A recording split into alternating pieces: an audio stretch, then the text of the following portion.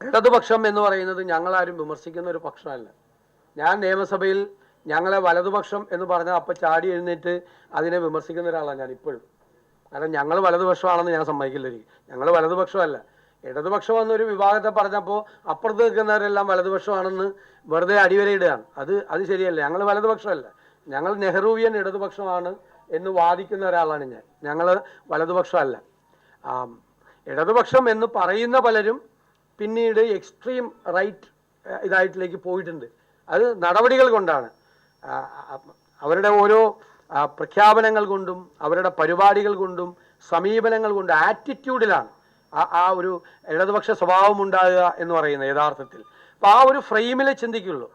സാധാരണക്കാർക്ക് വേണ്ടി, സാധാരണക്കാരോടൊപ്പം നിന്ന് അവരുടെ അവകാശങ്ങൾക്ക് വേണ്ടി, അവരുടെ കണ്ണീര് ഒപ്പാൻ വേണ്ടി, അവരുടെ സങ്കടങ്ങൾ മാറ്റാൻ വേണ്ടി, അവരുടെ ജീവിത നിലവാരം ഉയർത്താൻ വേണ്ടി എല്ലാം നമ്മൾ നടത്തുന്ന തീക്ഷ്ണമായ യത്നമാണ് രാഷ്ട്രീയ പ്രവർത്തനം. ആ രാഷ്ട്രീയ പ്രവർത്തനത്തിലെ കാഴ്ചപ്പാടാണ്. അതൊരു ഫ്രെയിമിൽ നിന്നേ നമുക്ക് ചിന്തിക്കാൻ പറ്റുള്ളൂ. ഒരു ഫ്രെയിമിൽ നിന്നുകൊണ്ട് മാത്രമേ ചിന്തിക്കാൻ പറ്റുള്ളൂ. ആ ഫ്രെയിമിൽ അതിനൊരു തീവ്ര വലതുപക്ഷ സ്വഭാവത്തിലേക്ക് പോകുന്നവർ വേറെ നമ്മുടെ കൂടെ സഞ്ചരിക്കുന്നവരല്ല, വേറെ യാത്രികരാണ് അവർ.